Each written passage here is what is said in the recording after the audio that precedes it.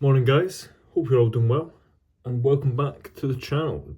This is the first kind of real sit down video I've done for probably about a month and a half.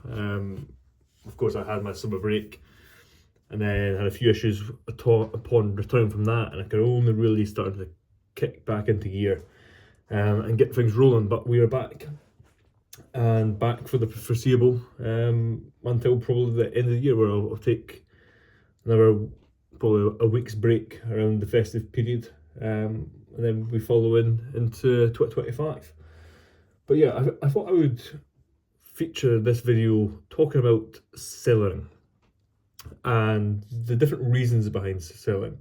We briefly discussed it last night on my live stream, but I've also been asked it here and there over the last couple of weeks and months, kind of why I sell it, how I sell it. And I always think it's a good thing to address and talk about, because everyone has their own different circumstances, but everyone also has their own preferences and goals when it comes to cellaring. So I thought I would kind of just go through my cellar and kind of what I hope to achieve and how I go about it, but the reasons why I sell it. And it'd be interesting to see if other people sell it for the same reasons, or kind of how they approach cellaring. Because again, everyone has their own different methods and way to achieve their goals when it comes to selling. So I've kind of start off with the primary reason I sell it is to age my blends. So coming from someone that has enjoyed cigars, in particular Cuban cigars, for many years before I picked up a pipe, aging cigars, you notice straight away if you have a fresh cigar in one hand and a cigar that's 10 years of age in another. The difference is quite honestly night and day. I find with pipe tobacco the difference isn't as big as it is with cigars, but you do notice a difference. Kind of the same blend fresh and the same blend with 5, 6, 7, 10 years of age in it, you notice a difference. Personally, I find them much more balanced, smooth, sometimes richer, as those flavours really mould and blend together. So of course, age is a real part of it. I'm a big believer in Virginia Periques, straight Virginias, age fantastically well and improve with age. Of course, as with anything, wine, cigars, pipe tobacco, you can age something for too long. It can lose a lot of its flavour, it can lose its complexity, it can lose its strength. But I think for pipe tobacco and cigars, that's something that doesn't take 2 or 3 years. It takes decades and decades of aging for tobacco to be too aged. And then even then, you have some people that will argue that a blend can't be overaged, kind of, even if it's 40, 50, 60 years old, there's still something unique and special to it. I can't talk on that part because I've not smoked anything that old. The oldest pipe tobacco I've smoked is only about 15 years old. And I thought that was fantastic. And when it comes to cigars, the oldest cigar I've smoked was about 27 years old. And that was also a really interesting experience. Yes, obviously, compared to a fresh version of that cigar, it's a completely different experience and flavour, but it was so well balanced, smooth, creamy, complex, and I find that is the same with aged pipe tobaccos. So that's kind of the primary reason why I cellar tobacco. Another main reason, which I'm sure everyone else can agree with, is from a standpoint of scarcity, rarity, and availability. I want to cellar blends to build up a cellar and a supply of my favourite tobaccos in the event that a brand closes its doors, or a country where, say, certain tobaccos are only sold within ceases to ship outside of that country, or if it's blends that are very hard to get and blends that only come out, say, once a year, you want to cellar those, because if you don't buy any or buy extra and you smoke that blend, you have to wait another year for it to come back round to then potentially get some. And I feel we can all connect with that. It's kind of the classic saying, but I suppose it's true. It's kind of the tobacco apocalypse. One day it will come. I think you guys in America have a lot longer. Us in the UK and parts of Europe are already almost there. Especially certain countries in Europe are starting to massively restrict the availability and the sales of pipe tobacco. For example, Denmark and the Netherlands no longer ship tobacco outside of their country.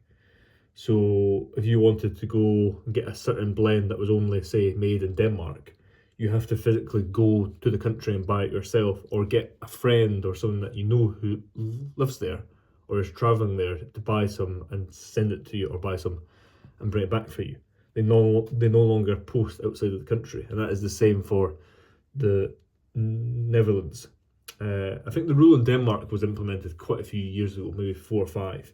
But the rule in the Netherlands, I believe, has only came into effect for the last 18 to 24 months.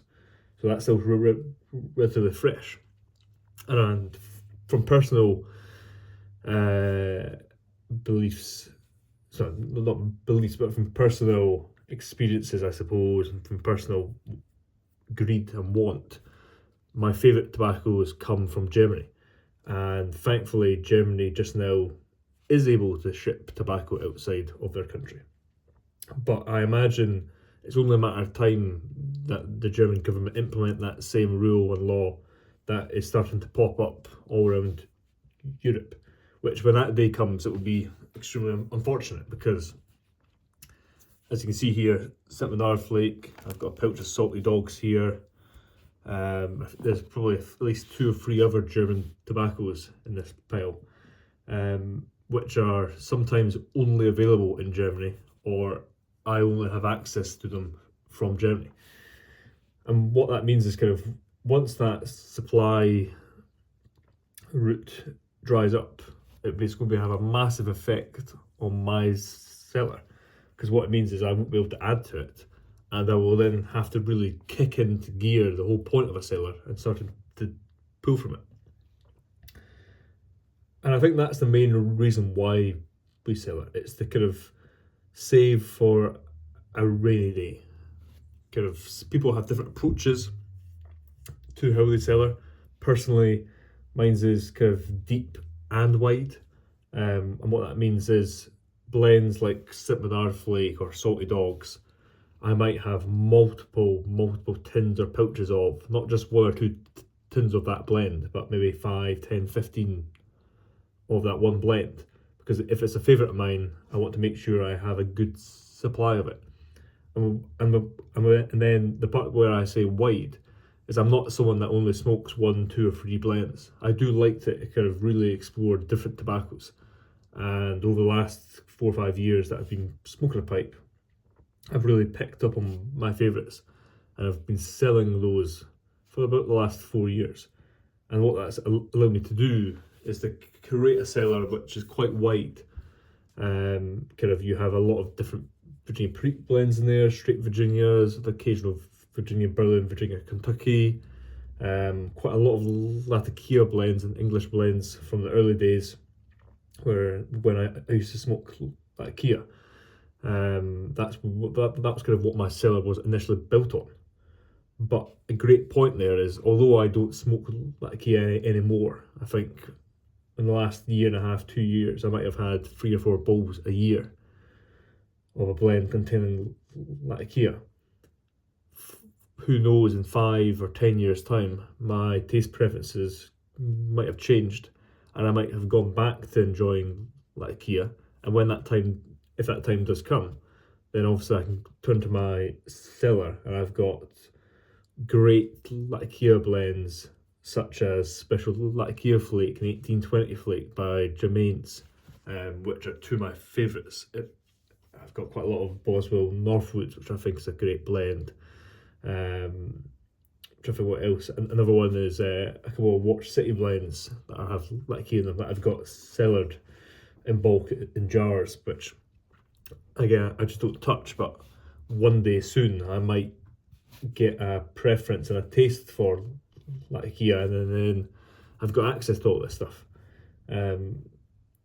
So yeah, that's kind of my approach to cellaring tobacco and the reasons to why I sell it. Of course, everyone has different reasons, everyone has different methods. When it comes to actual cellaring tobacco, my consumption isn't that high. So if I place an order of 3 or 4 tins, that those 3 or 4 tins probably don't even replace one that I've smoked. And I always say to people, to really build a big cellar, it's a simple numbers game. Kind of, you have to buy more than you smoke, and if you buy a lot more than you smoke, then you will inherently kind of just build up a stock supply and cellar of blends. Thankfully, I suppose I'm someone that, of course, enjoys a pipe, but if I'm being honest, the amount of tobacco that I smoke is probably a fraction of what everyone else enjoys. I'm just someone that I smoke when I have the time, but unfortunately that's not a lot of the time. To where I might only have 2 or 3 bowls a week, sometimes only 2. To which case, at the rate of which I buy tobacco, the cellar I have just now will last me years and years, because unless I kind of really ramped up my consumption, I've got plenty of tobacco. But yeah, so that kind of concludes that, I suppose. Kind of a little bit of insight into why I personally cellar. Those 2 main reasons, of course, being the aging, my blends, and then the second main reason, which I know everyone will relate to, is kind of safeguard our favourite blends in the event that certain shipping routes dry up, or the brands go out of business or close their doors, or from scarcity and rarity of those certain blends. Kind of everyone will have their also different individual reasons and different methods of how to sell it. And to finish on that, kind of the large portion of my cellar, probably 95% of it, is tins. I rarely buy any blends in bulk anymore.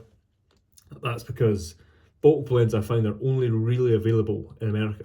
They're not available here for the most part. They're not really available for the most part in lots of Europe.